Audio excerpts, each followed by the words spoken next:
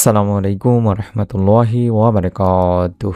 1 minute মাদ্রাসা YouTube চ্যানেলে সম্মানিত দিনী ভাই বোনেরা, আমি আশা করি আল্লাহ তাআলার অশেষ রহমতে আপনারা সকলেই ভালো আছেন এবং সুস্থ আছেন, আলহামদুলিল্লাহ। আজকের এই ভিডিওটিতে আমি আপনাদের সাথে শেয়ার করব পবিত্র জুমার দিন সকাল ও সন্ধ্যায় এমন একটি জিকির যা নিয়মিত পড়লে রব্বুল আলামিন আল্লাহ তাআলা আপনার দোয়া কবুল করতে পারেন ইনশাআল্লাহ। মনোযোগ দিয়ে ভিডিওটি সম্পূর্ণ দেখার অনুরোধ করছি। ইসলামের দৃষ্টিতে পবিত্র জুমা ও জুমাবার রাত দিন অপরিসীম গুরুত্বপূর্ণ, তাই তো জুমার দিনকে সাপ্তাহিক ঈদের দিন বলা হয়েছে। জুমার দিনের সওয়াব ও মর্যাদা ঈদুল ফিতর ও ঈদুল আজহার মতোই দিনী ভাই বোনেরা, কারণ এই দিন ইসলামী ইতিহাসে বড় বড় ও মহৎ কিছু ঘটনা ঘটেছে। জুমার গুরুত্ব মহান রব আল্লাহ তাআলার কাছে এত বেশি যে কোরআনে জুমা নামে একটি স্বতন্ত্র সূরা নাজিল করা হয়েছে। সুবহানাল্লাহ। আল্লাহ তাআলা কোরআনুল কারিমে এটাই ইরশাদ করেন যে, হে মুমিনগণ, জুমার দিন যখন নামাজের জন্য আহ্বান জানানো হয় তখন তোমরা আল্লাহর স্মরণে মসজিদে এগিয়ে যাও এবং বেচাকেনা দুনিয়াবি যাবতীয় কাজকর্ম ছেড়ে দাও, এটা তোমাদের জন্য কল্যাণকর যদি তোমরা জানতে। সূরা জুমাতে আল্লাহ রাব্বুল আলামিন নিজে বলছেন। হাদিসে আল্লাহ রাসূল সাল্লাল্লাহু আলাইহি সাল্লাম বলেছেন, মুমিনের জন্য জুমার দিন হলো সাপ্তাহিক ঈদের দিন। ইবনে মাজার একটি হাদিস।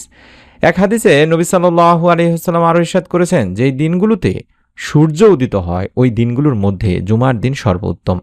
ওই দিন হযরত আদম আলাইহিস সালামকে সৃষ্টি করা হয়েছে। ওই দিনই তাকে জান্নাতে প্রবেশ করানো হয় এবং ওই দিনই তাকে জান্নাত থেকে বের করে দেওয়া হয়, আর ওই দিনই কিয়ামত অনুষ্ঠিত হবে।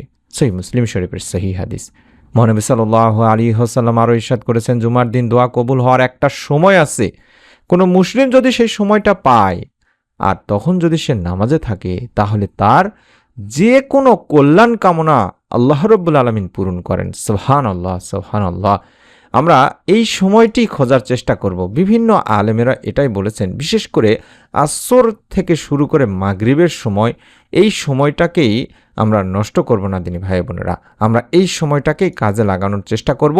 তবে হ্যাঁ, জুমার দিন আরেকটি গুরুত্বপূর্ণ আমল হলো দরুদ ইস্তেগফার। আল্লাহ রাসূল সাল্লাল্লাহু আলাইহি সাল্লাম ইরশাদ করেন, তোমরা জুমার দিনে আমার উপর বেশি বেশি দরুদ পাঠ করো, কেননা তোমাদের পাঠকৃত দরুদ পবিত্র জুমার দিনে আমার সামনে পেশ করা হয়। তাছাড়া এমনিতে তিরমিজি শরীফের একটি হাদিসে আমরা জানতে পারি, যে ব্যক্তি পবিত্র জুমার দিন ছাড়া অন্যান্য দিনে দরুদ পাঠ করে আল্লাহ রাব্বুল আলামিন তার উপর 10টি রহমত নাজিল করবেন। সুতরাং আমাদের অন্তত জুমার দিন অন্যান্য আমলের সাথে সাথে বেশি বেশি করে দরুদ শরীফ পাঠ করা উচিত। সহজভাবে বলে দিচ্ছি কিভাবে আমলটি করবেন, অর্থাৎ সকালবেলা অর্থাৎ ফজরের নামাজের আগে বা পরে অন্তত এই ছোট্ট যে দোয়াটি শিখিয়ে দেব এই দোয়াটি একবার হলেও পাঠ করবেন, অবশ্যই দরুদ ইস্তেগফার পাঠ করার পরে। এবং সন্ধ্যায় অর্থাৎ আসর থেকে শুরু করে মাগরিবের মাঝে এই সময়ে অন্তত একবার করে পাঠ করবেন। তারপরে মন থেকে পড়বেন, তারপর নিজে মনের নেক আশাগুলো আল্লাহ তাআলার কাছে তুলে ধরবেন। সহজ করে যদি বলি, পবিত্র জুমার দিনে যখনই আপনি আমলটি করবেন সকাল সন্ধ্যায়, তখনই অন্তত আগে কমপক্ষে 100 বার আগে দরুদ পড়ে নেওয়ার চেষ্টা করবেন। আল্লাহুম্মা সাল্লি আলা মুহাম্মাদ ওয়া আলা আলি মুহাম্মাদ, এতটুকুও পড়তে পারেন। কমপক্ষে 100 বার পড়ার চেষ্টা করবেন। কম পড়লেও কোনো সমস্যা নেই ইনশাআল্লাহ। আল্লাহ রাসূল সাল্লাল্লাহু আলাইহি সাল্লাম বলেছেন, জুমার দিনে বেশি বেশি করে দরুদ পড়তে, এবং দরুদবিহীন দোয়া আল্লাহ তাআলার কাছে পৌঁছায় না, তাই আমরা দরুদটি পড়ে নেব। এবং 100 বার পড়বেন আস্তাগফিরুল্লাহ, আস্তাগফিরুল্লাহ। গুনাহ মাফের জন্য সবচেয়ে সহজ একটি আমল দিনী ভাই বোনেরা। এই দুইটি আমল করে নেওয়ার পরে আমাদের কাজ হবে মনের নেক আশা পূরণের, অর্থাৎ আমাদের যতক্ষণ না পর্যন্ত দোয়া কবুল হয় যেই দোয়া পাঠ করলে সেই দোয়া পাঠ করব, ইসমে আজমের দোয়া যেটাকে বলা হয়। মনের একান্ত আশা পূরণে মানুষ অনেক আমলই করে থাকেন, কিন্তু ইসমে আজম হচ্ছে দোয়া কবুলের সবচাইতে গুরুত্বপূর্ণ একটা উপায়। আল্লাহ তাআলা পবিত্র কোরআনুল কারিমেও ইসমে আজমের কথা বলেছেন দিনী ভাই বোনেরা। তাই আমরা এই ইসমে আজমের ওসিলায় আল্লাহ তাআলার কাছে দোয়া করব। আর বলা হয়েছে আল্লাহ তাআলার পবিত্র নাম হচ্ছে ইসমে আজম, এর ওসিলায় দোয়া করলে আল্লাহ তাআলা তা কবুল করেন মর্মে হাদিসে ঘোষণা দেন স্বয়ং বিশ্বনবী সাল্লাল্লাহু আলাইহি সাল্লাম। সুবহানাল্লাহ।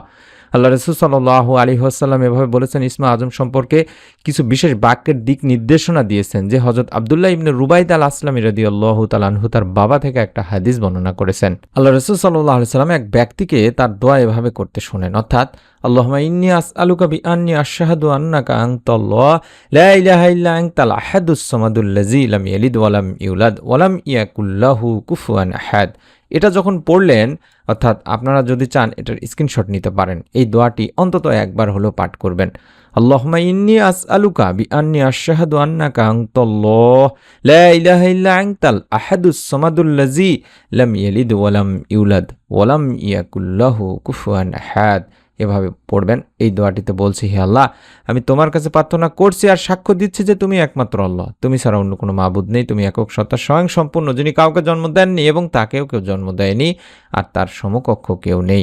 এখানে বলা হচ্ছে, বর্ণনাকারী বলছেন, আল্লাহ রাসূল সাল্লাল্লাহু আলাইহি সাল্লাম ওই ব্যক্তির মুখে এই বাক্যগুলো শুনে তখন বললেন, সেই মহান সত্তার শপথ যার হাতে আমার জীবন, নিঃসন্দেহে এই লোক আল্লাহ তাআলার মহান নামের ইসমে আজমের নামের ওসিলায় তার কাছে প্রার্থনা করেছে, দোয়া করেছে।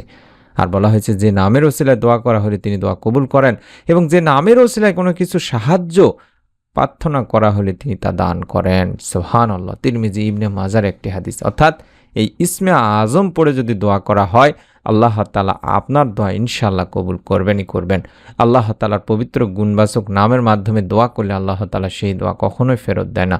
সুতরাং মুমিন মুসলমানের উচিত হবে এই ইসমে আজম পড়ে আল্লাহ তাআলার কাছে মনের আশা আকাঙ্ক্ষাগুলো পূরণের জন্য দোয়া করা। অবশ্যই তিনি বান্দার মনের সব ভালো ও কল্যাণকর আশা পূরণ করবেন ইনশাআল্লাহ। আমি অনুরোধ করছি দিনী ভাই বোনেরা, একটা নিয়ত করে আমল করবেন। সংক্ষেপে আবারও বলছি, 100 বার দরুদ শরীফ, 100 বার ইস্তেগফার, এবং অন্তত একবার এই ছোট্ট ইসমে আজমের যে দোয়াটি দেখাচ্ছি, আল্লাহুম্মা ইন্নী আসআলুকা বিআন্নী আশহাদু আন্নাকা আনতাল্লাহ লা ইলাহা ইল্লা আনতাল আহাদুস সামাদুল্লাযী লাম ইয়ালিদ ওয়া লাম ইউলাদ ওয়া লাম ইয়াকুল লাহু কুফুয়ান আহাদ। এটা অন্তত একবার পাঠ করবেন। এরপর নিজের ভাষায় দোয়া করুন, ইনশাআল্লাহ আল্লাহ আপনার মনের আশা পূরণ করবেন। অবশ্যই সকাল সন্ধ্যায়, অর্থাৎ ফজরের নামাজের আগে কিংবা পরে, এবং সন্ধ্যা বলতে মাগরিব আগ পর্যন্ত, অর্থাৎ আসর থেকে শুরু করে মাগরিবের আগ পর্যন্ত জুমার দিন, এই সময়টা অত্যন্ত গুরুত্বপূর্ণ সময়। এই দুইটি সময়ে আপনারা কাজে লাগানোর চেষ্টা করবেন। কম করে হলেও অন্তত ফজর আগে কিংবা পরে যদি নাও পড়তে পারেন, তাহলে আপনার আসর থেকে শুরু করে মাগরিব পর্যন্ত অবশ্যই দোয়ার আমলটি করবেন দরুদ ইস্তেগফার পড়ে। আমরাও মন থেকে দোয়া করি, আল্লাহ তাআলা যেন আপনাদের সকলের মনে নেক আশা এই ছোট্ট আমলের ওসিলায় পূরণ করেই দেন। আপনারাও নিয়ত করে আমলটি করুন। প্রত্যেকেই ভিডিওটিতে অন্তত একটি করে কমেন্ট করুন আমিন লেখার মাধ্যমে, এবং আমাদের নতুন আমলের ভিডিও পাওয়ার জন্য চ্যানেলটি সাবস্ক্রাইব করে রাখুন। সকলে ভালো থাকুন, সুস্থ থাকুন। আসসালামু আলাইকুম ওয়া রাহমাতুল্লাহ।